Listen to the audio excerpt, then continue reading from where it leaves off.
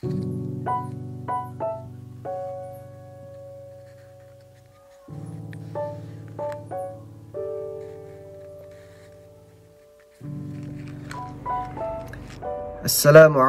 warahmatullahi wabarakatuh. Muslimin muslimat yang dikasihi oleh Allah Subhanahu wa taala. Alhamdulillah, syukur kepada Allah, hari ini kita masih lagi diberikan kesempatan untuk sama-sama kita meneruskan program Al-Quran Sahabatku. InsyaAllah pada hari ini kita akan membicarakan satu tajuk, iaitulah berkait dengan resam Uthmani. Tuan-tuan yang dikasihi oleh Allah Subhanahu wa taala, sebelum ini kita telah berbincang mengenai sejarah pengumpulan Al-Quran di zaman Rasulullah sallallahu alaihi wasallam. Kemudiannya sejarah penulisan Al-Quran ataupun pengumpulan Al-Quran di zaman Sayyidina Abu Bakar As-Siddiq, dan kemudian sehinggalah ke zaman Sayyidina Uthman bin Affan. Dan hari ini kita akan lihat apakah yang dimakna ataupun yang dimaksudkan dengan resam Uthmani, insya-Allah. Pertama sekali tuan-tuan yang dikasihi oleh Allah, berkait dengan pengertian resam Uthmani ini, ia adalah satu kaedah penulisan ayat-ayat Al-Quran yang berlaku pada zaman Khalifah Uthman bin Affan. Dan ketika itu penulisan ini, kaedah penulisan ini diketuai oleh sahabat yang bernama Zaid bin Thabit, bertujuan untuk menyatukan perbezaan bacaan yang berlaku dalam kalangan umat Islam ketika itu. Jadi Sayyidina Uthman bin Affan mengambil inisiatif untuk memperkenalkan satu kaedah penulisan Al-Quran, kerana ketika itu perbezaan bacaan dalam kalangan umat Islam sehingga ada yang kafir mengkafirkan antara satu sama lain. Jadi Sayyidina Uthman memilih Zaid bin Thabit sebagai ketua untuk memperkenalkan kaedah penulisan Al-Quran ini. Yang keduanya, tuan-tuan yang dikasihi oleh Allah, kaedah penulisan resam Uthmani ini dia terbahagi kepada dua bahagian. Bahagian yang pertama dipanggil kaedah kiasi, iaitulah bersamaan dengan penulisan biasa ataupun yang mengikut kelaziman pengucapan. Dan yang kedua, kaedah digunakan iaitulah istilahi, iaitulah menyalahi penulisan biasa ataupun yang mengikut penulisan kaedah yang tertentu. Jadi ada dua bentuk kaedah penulisan resam Uthmani ini. Satu dipanggil qiyasi, yang kedua dipanggil istilahi. Kemudian kaedah penulisan istilahi ini dia sebenarnya sangat luas perbincangannya, dan secara ringkasnya bagi resam Uthmani ini ada beberapa perkara. Yang pertama disebut sebagai badal. Badal ini iaitulah penukaran huruf kepada huruf yang lain. Dan di dalam kaedah badal ini dia terbahagi lagi kepada beberapa bahagian, iaitulah yang pertama badal yang sepakat dibaca dengannya oleh semua imam qura' 7 yang masyhur. Yang keduanya disebut sebagai badal yang sepakat tidak dibaca dengannya oleh imam qura' 7 yang masyhur. Dan yang ketiga badal tetapi berselisihan padanya, yakni dibaca ataupun tidak antara imam-imam qura' 7 yang masyhur. Itu kaedah yang pertama, iaitulah badal. Ini kaedah istilahi, penulisan istilahi yang mana perbincangannya yang sangat luas. Secara ringkasnya, yang pertama ialah berkait dengan badal, iaitulah penukaran huruf kepada huruf yang lain. Dan yang kedua, kaedah yang digunakan ialah ziyadah. Apakah yang dimaksudkan dengan ziyadah? Iaitulah penambahan huruf. Dan ziyadah ini juga terbahagi kepada 3 bahagian, seperti mana pembahagian dalam bentuk badal tadi. Adanya ziyadah serta sepakat dibacanya oleh semua imam qura' 7 yang masyhur. Yang kedua, ziyadah yang sepakat tidak dibacanya dengannya oleh semua imam qura' 7 yang masyhur. Dan yang ketiga, ziyadah tetapi berselisihan padanya, yakni dibaca ataupun tidak antara imam-imam qura' 7 yang masyhur. Itu yang kedua. Yang ketiganya, tuan-tuan dikasihi oleh Allah, iaitulah berkait dengan hazaf. Apakah yang dimasukkan dengan hazaf? Iaitulah pembuangan huruf. Tadi yang mula-mula tadi ia berkait dengan badal. Badal penukaran huruf kepada huruf yang lain. Yang kedua dia berkait dengan ziyadah, iaitulah penambahan huruf. Yang ketiga dia berkait dengan hazaf, iaitulah pembuangan huruf. Dan pembuangan huruf ini juga, hazaf ini juga terbahagi kepada 3 bahagian, sama seperti mana badal dan juga ziyadah tadi. Iaitulah yang pertama adanya hazaf serta sepakat dibaca dengannya oleh semua imam qura' 7 yang masyhur. Yang kedua adanya hazaf serta sepakat tidak dibaca dengannya oleh semua imam qura' 7 yang masyhur. Dan yang ketiga hazaf tetapi berselisihan padanya, yakni dibaca ataupun tidak antara imam-imam qura' 7 yang masyhur. Dan yang keempat, kaedah penulisan istilahi yang digunakan dalam Musnad Usmani iaitulah maqtu'. Maqtu' ini iaitulah pemisahan antara 2 kalimah, yakni mengikut penulisan biasa. Yang kelima digunakan ialah mausul. Mausul ialah penggabungan antara 2 kalimah sehingga menjadi 1 kalimah. Dan tuan-tuan yang dikasihi oleh Allah, begitulah ada 5 kaedah penulisan istilahi dalam resam Usmani ini. Kita ulang lagi sekali. Yang pertama iaitulah kaedah badal. Yang kedua kaedah ziyadah. Yang ketiga kaedah hazaf. Yang keempat kaedah maqtu'. Yang kelima kaedah mausul. Okay, maqtu' adalah pemisah antara 2 kalimah, yakni mengikut penulisan biasa. Dan yang kelima tadi iaitulah mausul, iaitulah penggabungan antara 2 kalimah sehingga menjadi satu kalimah. Baik, tuan-tuan yang dikasihi oleh Allah Subhanahu Wa Taala sekalian, ulama berselisih pendapat mengenai hukum menulis Al-Quran dengan kaedah resam Usmani. Mereka terbagi kepada 3 golongan. Iaitulah yang pertama, jumhur ulama antaranya Imam Malik bin Anas mengatakan bahawa Al-Quran ini wajib ditulis mengikut kaedah penulisan resam Usmani.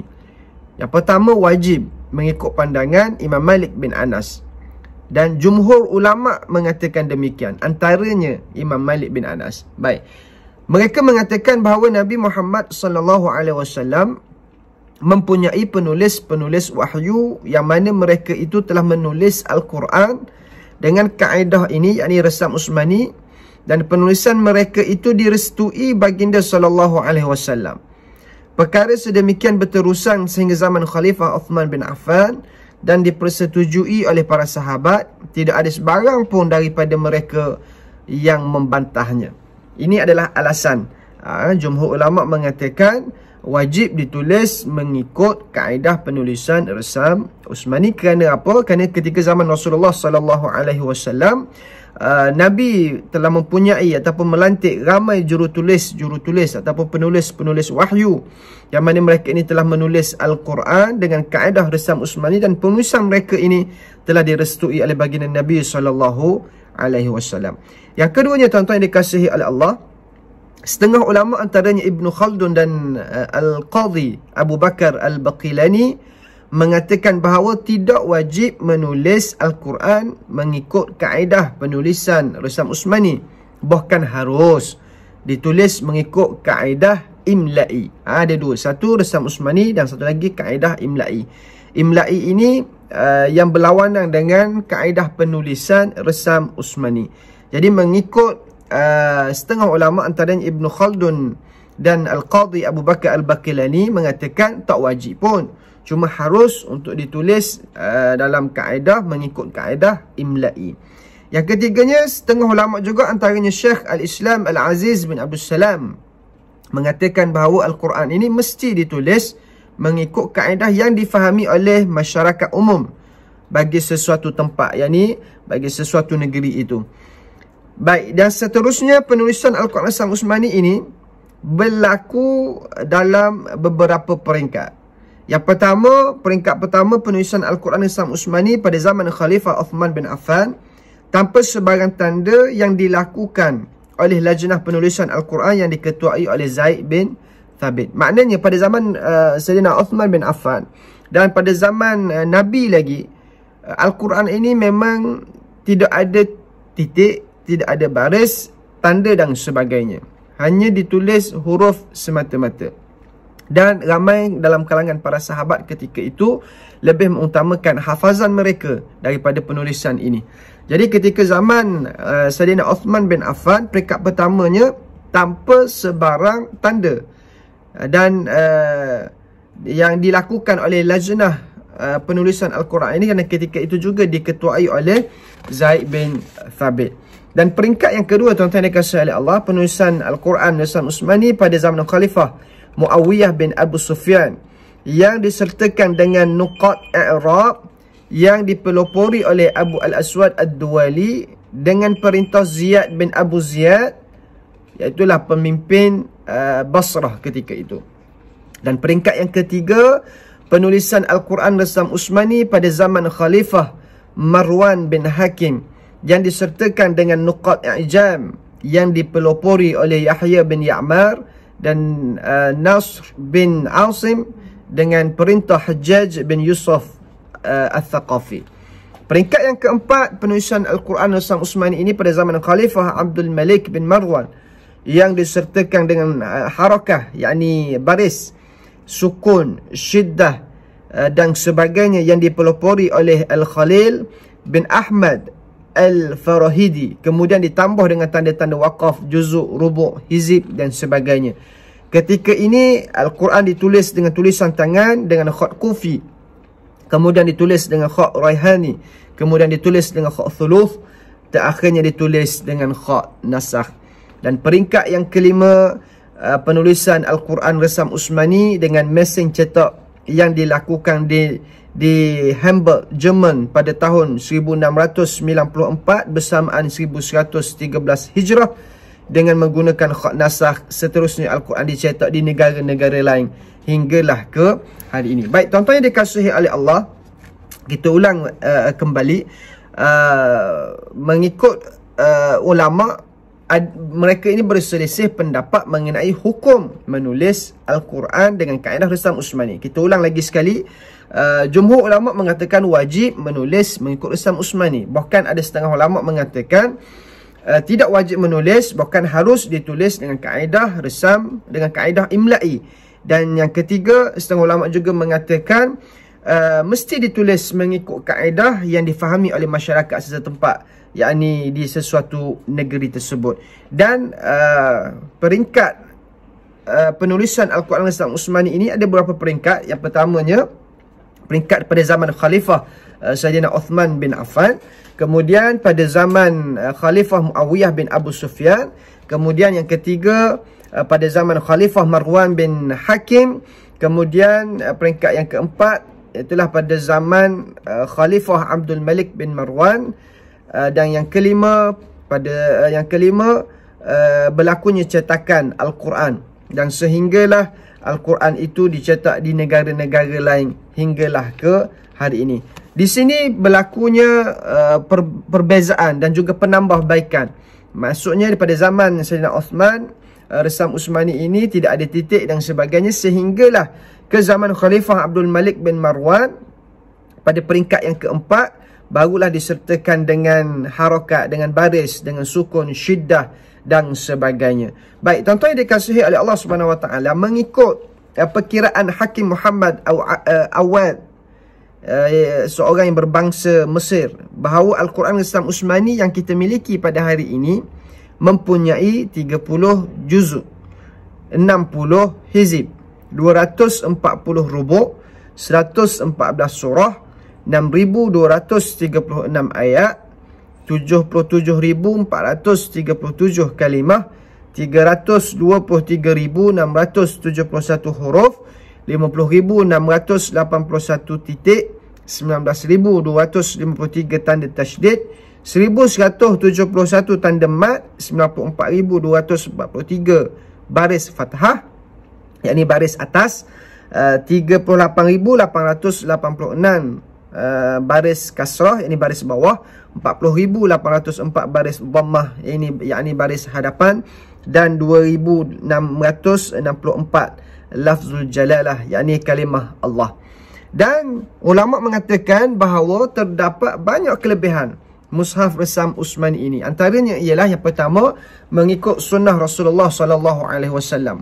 Yang kedua, tulisan merupakan tulisan asal Al-Quranul Karim. Yang ketiga, disepakati oleh 12,000 para sahabat. Yang keempat, salah satu daripada mukjizat Al-Quran. Yang kelima, sebagai hujah Al-Quran yang fasih. Dan yang keenam, selaras dengan riwayat bacaan yang mutawatir. Baik, tuan-tuan yang dikasihi oleh Allah Subhanahu Wa Taala sekalian, selesai kita perbincangan pada hari ini berkait dengan resam Utsmani. Maksudnya resam Utsmani ini bermula pada zaman Sayyidina Uthman bin Affan.